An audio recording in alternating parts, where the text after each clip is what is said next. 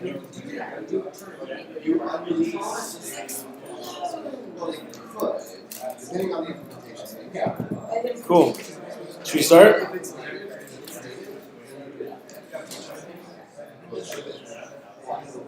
It's a little awkward. But all right. You guys in the back hear me okay? We good? Raise your hand if you can't hear me. Just kidding. Okay. We're going to talk about Chrome apps for mobile. Has anyone played around with this yet? That new technology? A little bit? Okay. Well, I'm going to spend a little bit of time kind of warming up into Chrome apps and extensions, and then we'll do some code. But my name is Aaron Frost. On Twitter, I'm JSDev, and if you guys have any questions, aaronfrost@gmail.com. A little bit about me. I love to go ice fishing. Come on, slides. Yeah, with my kids. It's one of our favorite things to do. I love Chrome extensions a lot too. And I think that Chrome apps are going to change the way that we write apps in the future. So when people hear about Chrome extensions and Chrome apps, they're not the same thing. And they have different purposes. And I wanted to explain the difference because when you hear about Chrome apps versus Chrome package app versus Chrome hosted apps, it's like, dude, what are all these bloody things? So I kind of wanted to go through the suite of the Chrome app stuff. So I kind of wanted to explain the difference between, I want to explain what extensions and apps are, and then I'll talk about the differences and the similarities. So extensions, you install in your browser and they stop bad things from happening, right? Like they take away your ads from Facebook, right? Or every site. And then they add functionality to your browser too, like they put new things up in your Chrome, right? And, come on, slides. You're better than that. And like when you're listening to music on GrooveShark, there's not a download button unless you have an extension that adds a download button to it, and then there's a download button. So like it lets you kind of tell the internet how you're going to experience it, rather than just receiving the default user experience. They also auto update, which is pretty cool because if you have bug fixes, they take care of the updating instantly. Auto pushes to all your users, and that's true unless you increase the permissions you need. So you can't get them to walk in with just their email, and then the next day you switch it up to file system access, right? So as long as you're not switching up the permissions, then they auto update and your users get the fixes they need within minutes. It's pretty cool. I want to talk about a good time about times when it's good to make Chrome extensions, because a lot of us are like, well, I want to have one and I want it to be cool, but when would I write the bloody thing? So if there's a new popular website, you would write one. If there's a closed platform, a site that you need changes to, but it's not currently doing that, you could write a Chrome extension for that. Or if you just want to make something easier. Or ultimately, if you got a way to make or save money, you would do that. So let me give you guys some examples. So a popular website, when Google Plus came out, I wrote Google minus. It was the first weekend it was out. And all it did was tell you who uncircled you. Right? That's all it did. It wasn't anything fancy, but 25,000 installs the first night. So it was pretty cool. So if there's a new platform that doesn't have extensions already built around it, it's a good time to write some extensions. If it's a closed platform, there's no API and the site's not currently being maintained, then that's another good time. An example is I used to work at a credit credit repair agency. We fix people's credit. And obviously the credit bureaus aren't going to give us an API to help fix people's credit, right? So we had hundreds of employees typing these credit reports in every day. We literally had rows and rows and rows of people with just headphones typing faster than I could read, literally, and it sucked. So one day we built a browser extension, and it's kind of a sad point of humanity. We fired everyone, but the Chrome extension did all the work that everyone else was doing. Right? It was able to just take the data off the web and put it into the database, which is the same thing they were doing. And it was easier to train the Chrome extension than it was to train the humans, right? Anyway, so if you want to make something easier, like Trello.com, does anyone use Trello? Yeah. So there's no when you look at a list, it's I don't know how deep this thing is. Is there 100? How far down does the rabbit hole go? So there's browser extensions all over Trello to do stuff for you to make Trello easier, but a lot of sites. And then if you need to make money, or if you can save time, I wrote an app called The Order Geek. It was a browser extension that helped real estate agents through a really petty and ridiculous CAPTCHA system. It solved the CAPTCHAs for them and submitted the forms. They just said go, and it would make them money. So it's pretty cool. And I got paid through PayPal. So if you got a way that you can use a browser extension to hook into someone's system, and that's another good time. So there are mods for the browser. In a nutshell, the users can control what they see rather than just getting the default experience, and then the auto updates for quick response. So let's talk about what Chrome apps are. Chrome apps are offline by default, so all of the assets get installed locally to the machine rather than every time the app loading, it goes and fetches its resources remotely. And I say they're as capable as native apps, and I put a caveat that on the APIs that it has, Chrome apps are capable. They can do the things that you need them to do. And they're as secure as web apps, right? Because it's built inside the Chrome sandbox. So you're not like, oh, well, if I build a Chrome app, your users should feel safer with installing a Chrome app than they would feel installing a native app. Because a native app install, and all of a sudden you got 45 Internet Explorer toolbars at the top of your browser, and like all your Excel files are uploading to Russia. So like if you have a Chrome app, they should feel way more secure knowing that they're locked, that you're locked as a programmer inside the Chrome sandbox. And the cool thing though is that they can look like native apps. They don't have a browser window URL. They don't have the browser Chrome that we're used to. But it's made out of the web technology, so it's super flexible and it's really simple. But they have access to hardware APIs.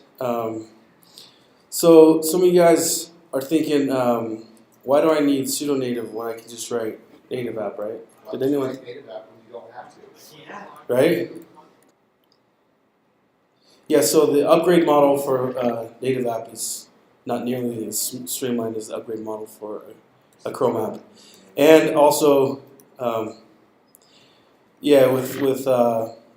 with a native app, you need to bring your own offline storage, right? Like if you don't have the internet, you bring in your own, whereas Chrome kind of has those things, all those APIs built in. And does native ever really uninstall all the way? Has anyone ever worked at like Windows tech support? I did. So they never really fully uninstall all the way. It's kind of sucky. But Chrome apps do. You're restricted to only being able to put things in the folder that will uninstall when they remove your Chrome app. So anyway, have you guys ever seen this thing? And I kind of talked about this already, right? And then this thing, what's going to happen when I click run? We don't have. What's going to happen? Anyone know? What permission does it need? All? It has the same permission as my user has. So, but what does it need? It doesn't. I don't know what it needs. It needs everything that I can do. And then, yeah, you end up like this, right? Like all of our parents, we've had to uninstall this stuff, right? But you're to blame because you clicked run. It's not their fault. Yeah, it's not that I clicked run, you're right. So yeah, Chrome apps protect your users from all that, and as a user that installs Chrome apps, if you had a native solution versus a Chrome app solution, clearly you'd pick the Chrome solution just because of how much it protects you as a user. So there's two kinds of Chrome apps: package apps, hosted apps. We'll talk about the difference. Hosted apps are just a wrapper around a remote website. So you can install it, but really it's just loading like a remote site. And the assets live on the remote server, limited hardware access. They don't have the same hardware access that a packaged app would have. But if you guys want a great explanation, out on the developer tools on the developers.chrome.com, there's this article entitled Apps versus Extensions. And they talk about the difference between apps and extensions, but they also explain the difference between packaged apps and hosted apps. So if you want to understand the difference a little bit better. Okay, so package apps, they look the same as hosted apps to the user, but the assets live locally on the client, and you can have all the APIs if you're like, well, what APIs can I have? So on Chrome, the list of APIs is really long. You can even launch like a server. Does that sound ridiculous? But they're not the same as Node's APIs. They're not the same as Node APIs. Don't bring us down, man. Don't bring it down at all. They're not the same as Node's APIs. But you could write some utilities with like a local server, like a live reload type thing. It would be something you could implement, or some sort of local thing that had a host. Anyway, but yeah, the list of APIs is really long, and every day it gets longer. So So yeah. At the end of this talk, I'll have a link to a talk that I gave at Fluent a few years ago where my friend Dave and I, just to show off what you could do, we hooked up a electrical shocking device to the serial port that listened for a signal from our Chrome app and shocked each other. Because that was listening to the speech recognition API, and every time I did what I've done 100 times here, which is when I say it would shock me because I was trying to get better, not shocking. Anyway, so it was really fun.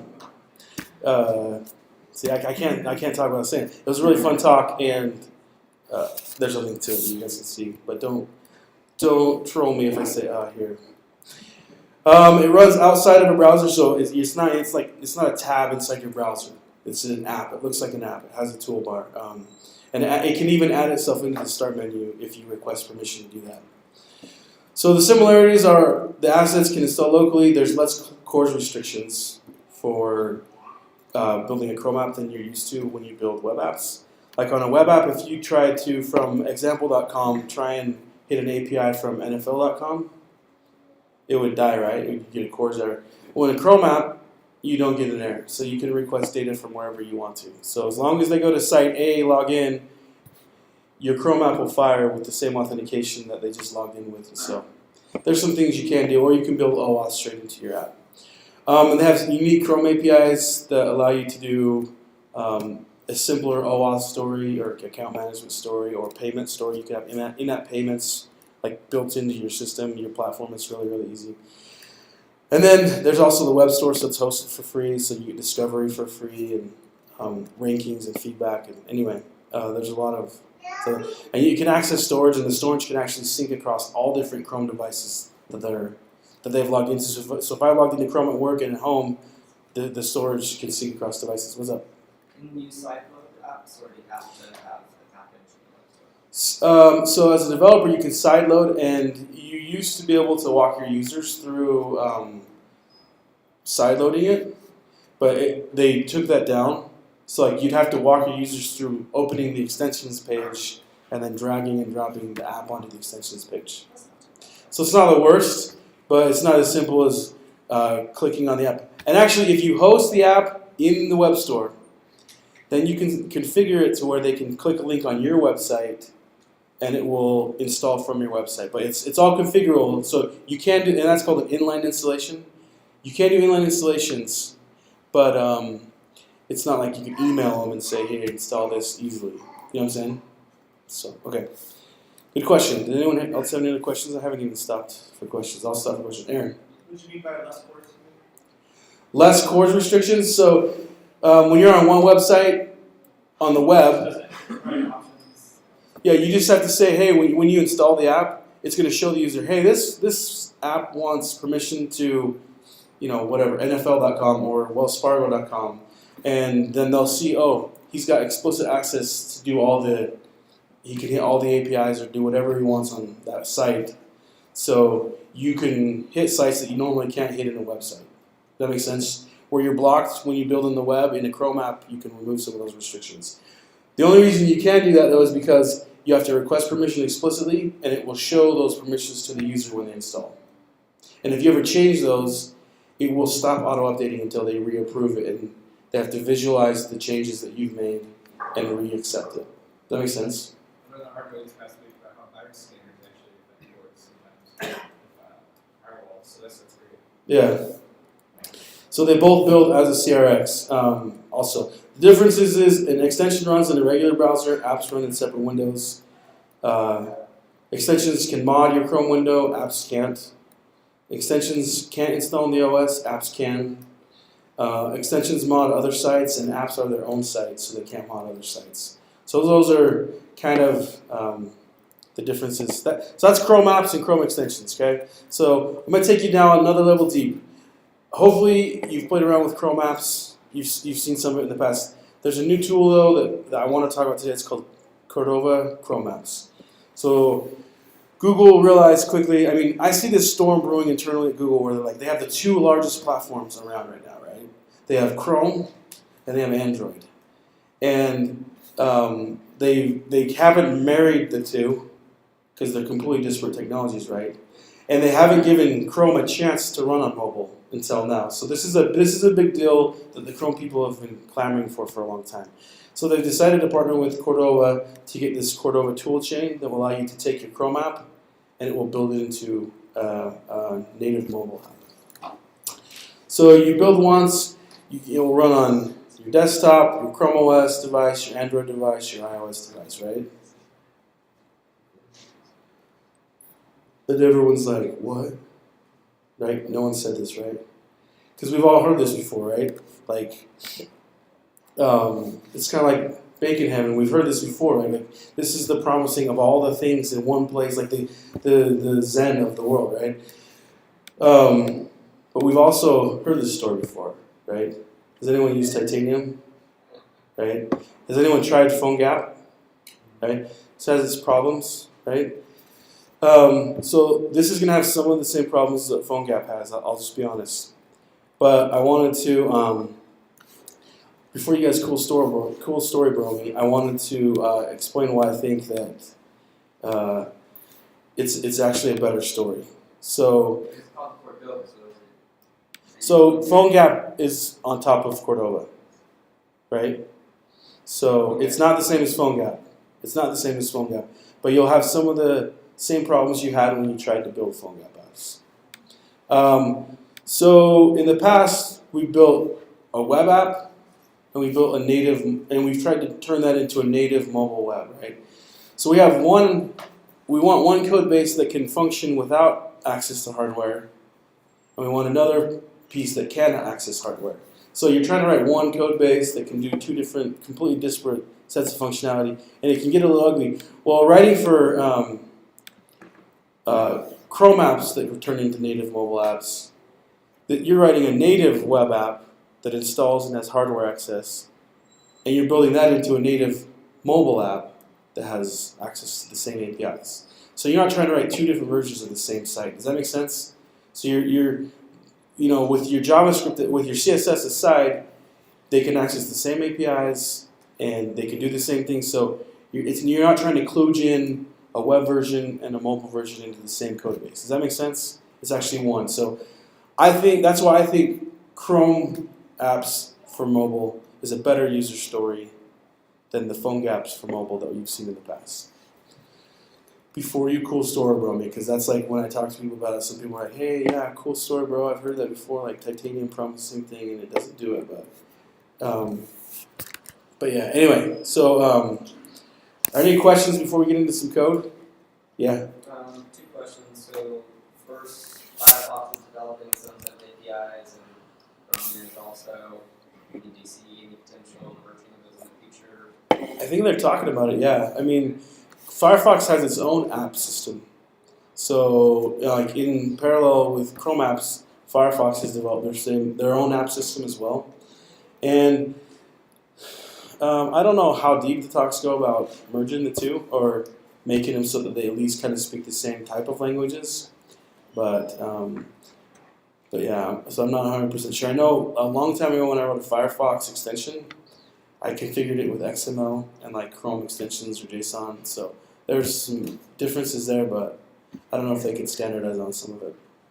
So if you take a Chrome app and you package it up with Cordova and make it a native mobile app, does the user have to have Chrome installed in order to run it? On their mobile device. On the device, yeah. That's a great question. I think it would install it if it wasn't, but I'm not positive. Does it turn it into Java? You know what? I don't think so. Like for iOS would be like the biggest question because Android, a lot of people have Chrome already, right? But for iOS, that's like where you don't have Chrome like natively, right? So it's just using a web view and it's kind of polyfilling the APIs onto the existing browser. So that was my question. So what happened with the APIs? Yeah. So they can do the same? Because Chrome on iOS isn't Chrome, like everyone knows that, right? It's a Chrome wrapper around a Safari web view. So you don't have the Chrome APIs that you have in Chrome on your web view in Safari. So Chrome for iOS it's not what you think it is. Like it looks like one thing, but it's Safari with a different wrapper. So you're still just Safari, so it has to actually polyfill all the Chrome extension and Chrome app APIs onto it. So anyway, yeah. Can you really reuse the same at least I mean, because like when I'm running extensions or like Chrome apps, like it's like a separate compile process, and like it's kind of different. What do you mean compile? How's it different? Well, so you gotta install it. Like it's not. You don't have a CRX. Like you have like your manifest file and stuff. Like, I mean, it seems like if you want to use that code base for like the web experience, like there's kind of some hoops you have to jump through. So I didn't say it could be your default web experience. I'm saying it can be your Chrome app, it can be your desktop experience, and it can be your native mobile experience. So I'm saying you would go at your people with a Chrome app instead of a website. Does that make sense? But if you did an inline install, it'd be like a kind of the blink of an eye type install. Yeah.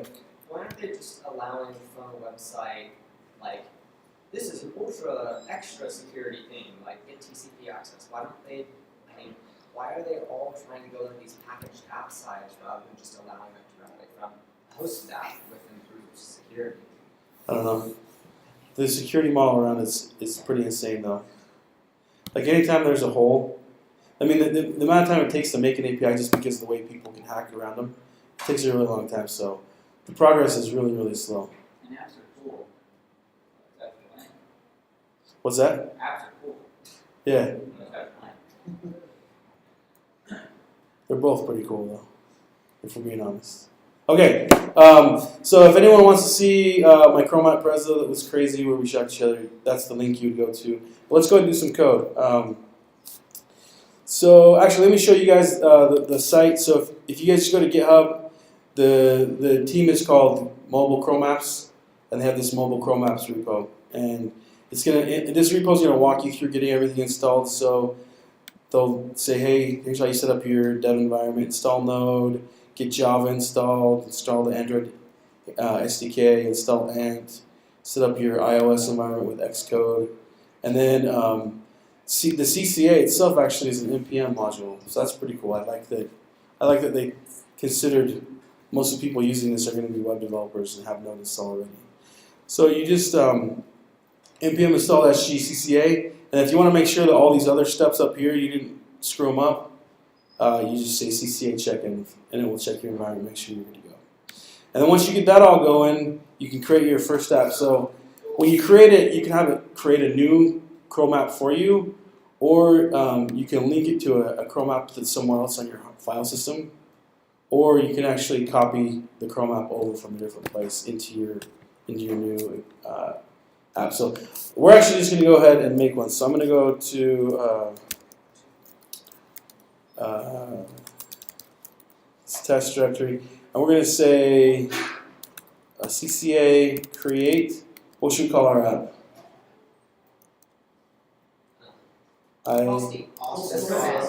Cool story, right? Just going to go through. It takes care of setting it up for us. There's a lot of active commits in this repo. The CCA is updated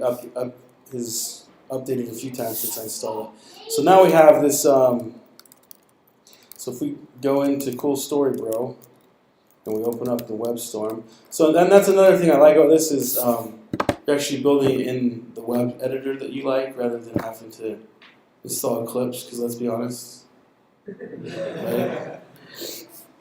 Who here loves Eclipse? Raise your hand. I couldn't even get it installed. Viper loves Eclipse. Viper's glutton for punishment though.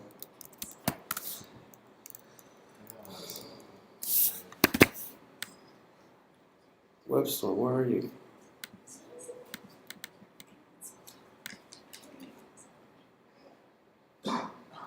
Dude, how cool is this?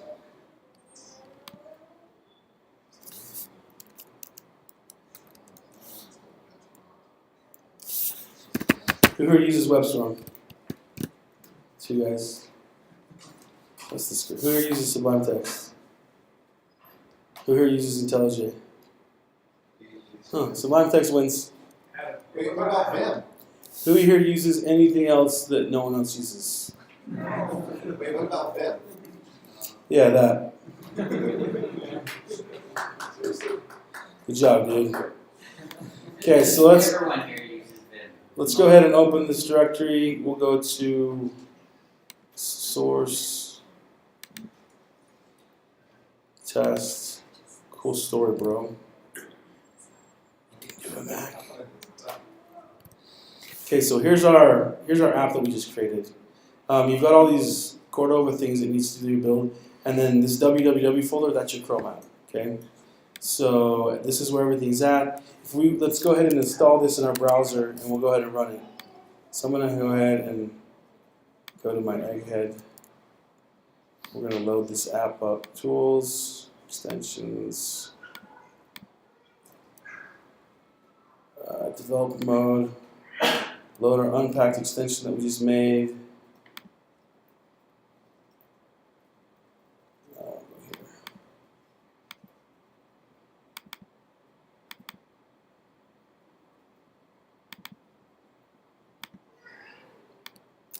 Okay, so now we've got it installed, we can launch it, and there's our app, right? So that's how easy it is. I totally forgot to set up my Android device. Hold on one second. We'll go ahead and we'll launch this on my Android device too.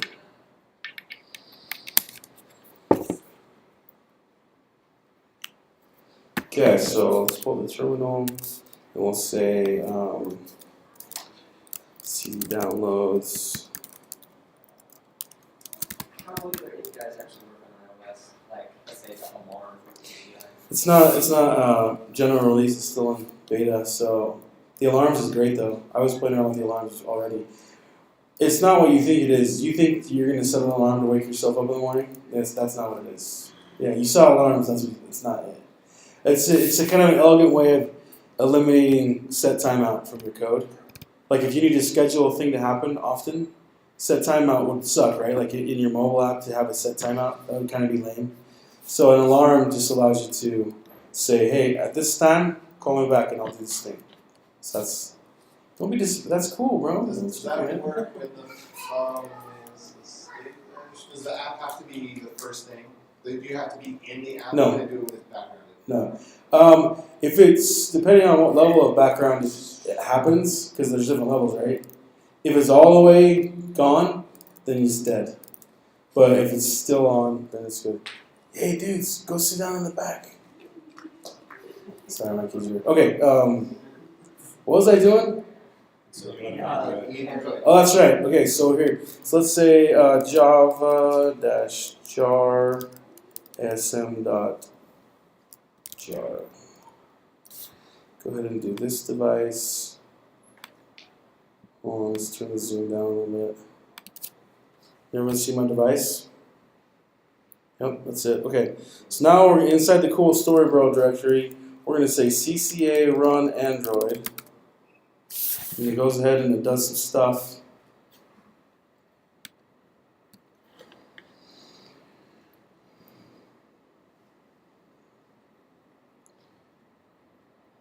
It's just doing some compiling stuff. Hey, Aaron, I got a question. Yeah. What would be the advantage if I didn't care about the package app, I just wanted to build a cross-platform mobile app, using this over phone app? This over phone gap. So you have some storage stuff that will sync with their browser here. Like when you log in with Chrome, they have this. It's called a sync storage instead of a local storage. And if you put something in there, it'll sync to all your devices. So there's some advantages to using that kind of stuff. So anyway, so you guys saw it just loaded on my device like that. So so that's how it works. Anyway, I'm going to go ahead and to kind of debug it. It's cool because you debug it the same way you would debug a web app, right? Even though there's no URL and it kind of looks like a native app, I told it to open at this size. Normally, you can have it open at whatever size you want, but if you want to change the background to whatever, you could totally do that. But anyway, does anyone have any color they want the background to be? Green? Is that good? Anyway. That's sexy right there. So if you set up a workspace inside Chrome to where this thing connected to the same directory as where the code is, You can develop it pretty much all in your DevTools, save it, and then just run CCA run, and it will build it for your phone. So it's pretty cool. I wanted to show you some of the APIs and how they work across, so you can run it on a Chrome app and on a mobile device. So I built a different app, and I'm actually go ahead and open that up real quick. Good question. Yeah, Specific to Node WebKit, this is basically going to allow me to run it on phone, browser, WebKit, right? true. And Node WebKit is it's not sandboxed, so you have all the APIs. You have the whole hard drive, right? Yeah. Which is kind of what this is trying to prevent. So yeah. Like if you saw an app developer and he offered you a Chrome app and a Node WebKit app, and they did the same exact thing for you, I mean you'd install the Chrome app, right? Because it's infinitely more secure. I mean not infinitely, but it's definitely way, more secure. This window, okay. So so this app, I'm gonna go ahead and load it up in the browser real quick, just so we can kind of see it. Let's close this guy. Load another unpacked extension. All right, now we go to home. That was great. You didn't even build the package and install. Super easy, right? It ran from those. Yeah. So as long as you get Ant and the Android SDK, and as long as you get your stuff set up, this CCA toolchain, it's pretty solid right now. So it's really easy to use. So I'm going to go ahead and install this one that I built, and I'm going to launch it.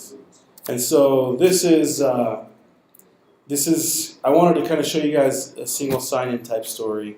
It was really not much code, and most of the code, because I'm a Chrome app, there's an API to do it for me, and so it was really like almost zero effort. Yeah, or not. Dude, best demo ever. Okay, that's what it was supposed to do.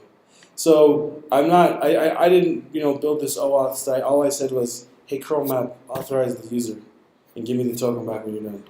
Because some of this stuff can be, not easy when you're doing OAuth. Some of it can be troublesome. So I got 10 more minutes. So chill. Don't hear the clapping and think we're done. Okay, so I'm going to just say accept, and I'm going to say accept, and it goes ahead, it's done. Let's go to the modify. Yeah. Come on, dude. There we go. Okay, so anyway, so this is an app. So what I did here was I just wanted to walk through the OAuth story and then grab some of my Google Plus data and show you guys that this is something you could do once you've OAuth and you have a Google token. You can save that token, or if all you wanted OAuth for was to save their username, kind of like a single sign-on, you can do that as well. So I'm going to go ahead and install this app on my mobile device, just so you guys can kind of see how that account management system that's built into Chrome, to where let me pick my account. I'll let you guys see how it runs on Android. So let's go ahead. Let me go ahead and switch over to that real quick. So I was actually following along with some stuff, and I got a little lost. How was it that you opened up that once you've done the CCA build? That was the desktop app. The desktop one. So once you do CCA build, you got to come into your tools and extensions, and then you're gonna turn on developer mode. Well, everyone's gonna wait for you, AJ. Just watch me, bro. You're gonna turn on your dev tools, and you're gonna load the unpacked extension, and you're just gonna go find the www directory they created. Okay, and then once you load that, now you've got your app is installed. In fact, if you come down in here, it's actually, if you install this, the Chrome app tool drawer, it's actually right there, so you can just launch it right from there. Okay, so I'm going to go ahead and run this over on, I'm going to install this on my phone, so I'm going to say CCA run Android again, and my ASM's still running.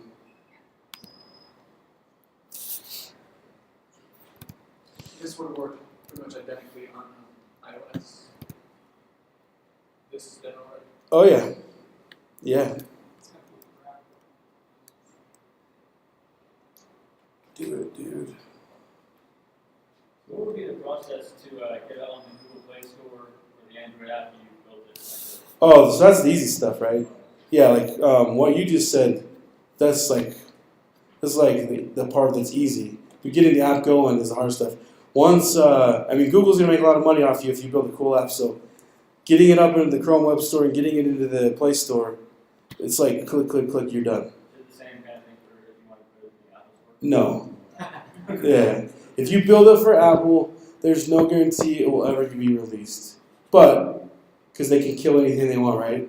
But they usually don't kill anything. They may make recommendations that you change the way you use stuff there. Do you get like the compiled version so that you can upload that to Apple? Yep, they give you. So Android's an APK. I'm trying to remember what the iOS ones are. Is it it's the IPA, that's right. Yeah, so it builds into the IPA. So yeah. Okay, so when it launched on my phone, it popped up the account management system for Android, right? So if I had different accounts I was logged into, it would let me pick one of the other ones. I'm only logged into me, so I'm going to click on me. Oh, duh. Can't click on it, it's on my phone, sorry. Alright, so now I can click OK. And then it will go ahead and load it for me. You'll notice one thing though, and I did this because I wanted to show some differences. It didn't show my profile picture's not there? AJ, you're number one, bro. So it didn't load my profile pictures. Did you guys know that it didn't load the picture here? There are some things that Chrome apps. Did you guys see that? He freaked out. You can restrict that, by the way. That's a setting. So I actually had to use a web view in order to get Chrome to load that image from Google Plus. And the web view is not something that's supported yet in Chrome apps for mobile. So they just kind of skipped over it. So I just wanted to show you, like, those are the kind of things that you're going to go through when you're running through a beta level product.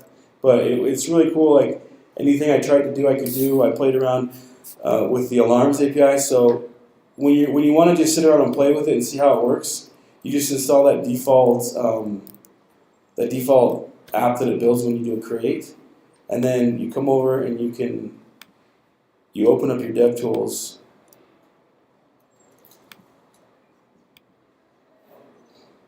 And when you're like, well, what if I wanted to do chrome.blah.alarms.getAlarm, what is get all? You can just sit there in your DevTools, you can play around with the different APIs. So it's kind of a different like discovery story than you would have for Android anyway. Like, it makes it real easy to kind of live pick out an API and try and use it kind of stuff. So it's really cool. But everything I played around with, I was able to get to work, the power management, the alarms, and the syncing and stuff. So go ahead and try it out. Does anyone have any questions before we end?